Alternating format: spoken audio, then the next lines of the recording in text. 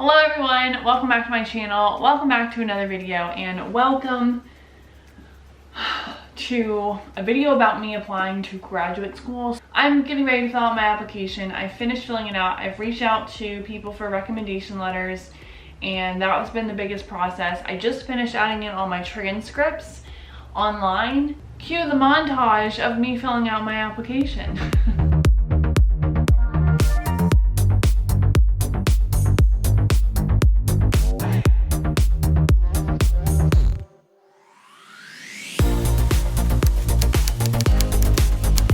Application is submitted. Here goes everything. I'm glad to have this done.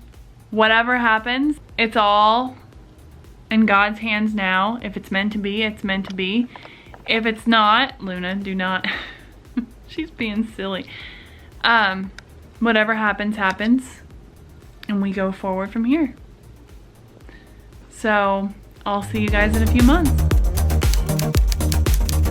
Well, I apologize for the terrible lighting, but this clip needs to be filmed today. I was at lunch and I casually went to check my application status like I've been doing every single day, and I am officially going to grad school. It's gonna change my life, I think. I'm really excited to go back to school. I will be paying for it out of pocket, so that's gonna be interesting. But I'm really excited and looking forward to it. So I hope you guys will join me on the journey of being a grad student in the CJC. We made it through 4 years as an undergrad student, and now I am officially a grad student. So I honestly might make a video about grad school recommendation letters, because it can be so awkward, like asking someone to write you a letter if you haven't talked to them in a while or whatever. But like, I don't know, all my videos have been really helpful about UF and things like that, so.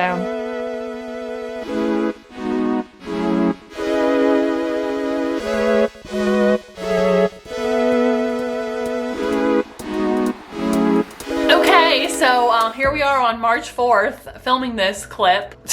I kind of have been putting things off because I haven't really had the time to film. Grad school it's not that it's difficult. It's that working full-time and trying to go to school is a whole nother kind of thing, because my job is what pays the bills. My job is what affords me the opportunity to go to grad school, and it's really hard to balance both. Although I will say right now I have a B+ in my class. I'm hoping to get to an A. It's an 88 and I need a 92.5 to make an A. We're getting there, okay? But in today's video, I want to talk about kind of the process for applying to grad school. That was the whole point of the last clip. So let's talk recommendation letters. I felt a certain way about recommendation letters. I felt like it was so awkward reaching out to my managers from internships from like 2 years ago and saying, hey, remember me? A relatively normal thing, believe it or not. That process for me was actually the easiest part of this whole grad school thing. Though the worst part of grad school was waiting for them to tell me whether or not I was accepted. Everyone I asked was more than happy to do it. I even asked more people than I needed, and then I had to go back and say, actually, the 5th person came through. Sorry. That became awkward, but anyway, it happens. So that was kind of the longest process of gathering those recommendation letters. The next step in the process was really the statement of purpose. Ultimately, mine narrowed down to I wanted to go back to school, and also I wanted to teach one day, and that's why I was getting my master's. I mean, I said it in a few more paragraphs than, or those few words, but that was what mine came down to, and I was honest. I really made it as simple as I could. I said, you know, the reason why I'm going back is because I want to teach and I want to further my career, and I always knew I was going to go back to school. I just didn't know when it was going to be. And I was honest. I was as honest as you could be in a statement of purpose for why I was trying to go to grad school. And then my resume. So, basic resume. The thing that really did bother me though is that when I applied, I was working at one place, and then by the time I was accepted, I had changed jobs because I went from working part-time to full-time. So there was that explanation if they were to call me up and be like, hey, Sarah, yeah, why did you change jobs? That was a little bit concerning to me, and I was thinking to myself, I was like, I hope that doesn't kick me out of the mix because, you know, of X, Y, and Z, but it did not end up becoming a problem, fortunately. I did reach out to them a few times to verify that my application materials were all set. My resume was pretty basic. You know, of course, I would have loved to stay, you know, current by the time they accepted me, but God had other plans, so, you know, it is what it is. I did do an upgrade though. I went from working part-time to full-time, so I mean, there's that. And I ended up switching from the financial industry to marketing and the legal industry, so, you know, there's that. I guess you could, I don't know if legal, I would say legal was an upgrade from financial. I think so. I'll be honest, you can do the creative if you really want, but every time I do a creative resume, I'm so indecisive when it comes to creative decisions on anything my resume. You know, at one point I just said, you know what? I said, let's just be boring and get the word resume. I have more confidence submitting that than I do any design resume. So that was that. Okay, the activities part. When they ask you what you're involved in my case, I had to ask my friend Amanda, who had been accepted to grad school at the time, for this, and she just told me to use activities you were involved in college, which is exactly what I did. So that's what I did. And if you were, say you're not a college student currently, and you're trying to go back to school, I would say, like, if you're involved in work stuff or maybe stuff you were involved in previously, I would use that. I mean, you didn't have to certainly fill it up, but I ended up filling up all 10 activities. And then finally, like, the waiting process was the worst part of this whole entire thing. I'll be honest, I even had thoughts. I was like, what if they're not gonna accept me? And I'm like, you know what? I said, if they don't accept me, then I'll have $2,000 more in my bank account. Because that was like the cost of the first semester.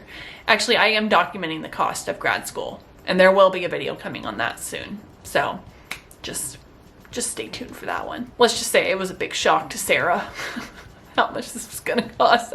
I felt like the process was relatively easy. The $35 application fee, I submitted it. Did I think about it every day until I got accepted? Yes, I did. I tried not to, but you know, I thought to myself, I'm like, if this doesn't work out, then it's not the right timing. So, but it fortunately did work out for me, and I was really happy about it. And I was like, okay, so let's do it. Which is why I haven't even announced, like, I haven't done like a formal post or anything on Instagram, but yeah, so here's my announcement. I'm a CJC Online Gator. Feeling much better today than I have in probably months.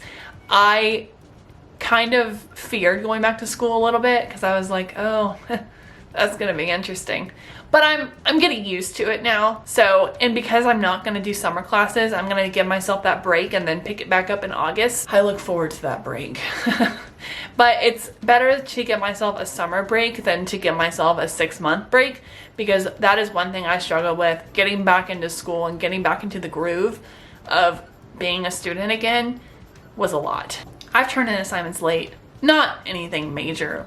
Discussion posts mostly. I haven't turned in any major assignments late, and I don't plan to unless it's like extenuating circumstances. But the good thing is that the late policy is there for a reason, and when things come up, you know, it's not the end of the world.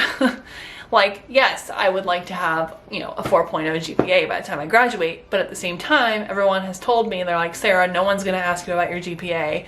And I'm like, well, that might be true, but at the same time, I do want to I'm pouring my own money into this, so I need to make it worth my money. I'm doing well in the class, I'm enjoying the content, and it is fun. Like, don't get me wrong, me giving up my weekend to do homework is not great, but I finally got myself a desk. I have myself this big monitor.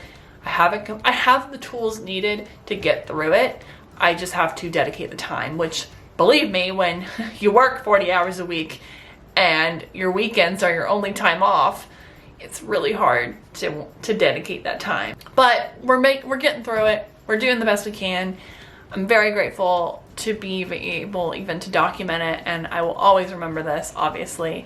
But I encourage anyone who wants to apply to grad school to apply. Like, you never know what's gonna happen. If you get in, it's great. If you don't, then it's just not the right timing. And for me, everything fell into place. I mean, a job fell into place that allowed me to be able to pursue school and also still work to pay what I need to pay. I mean, to pay my bill, to have a job. You know, everyone has to have a job, period, at one point. So to be able to have a career and also work and also be able to go to grad school and pursue my goals, you know. I'm happy to be in grad school. I mean, it took me 3 months to admit that because I honestly haven't been too thrilled about having to give up my weekends to do homework, but I know that there is a bigger goal at the end of the tunnel, and it's gonna be a long tunnel to get through. I've already kind of done the math, and based on the classes I'm going to take and when I'm going to take them, it's probably gonna take me about 6 years to get through. However, I think that's doable. Ironically, I took today off because I had a grad school assignment due today, and then they changed the due date on me.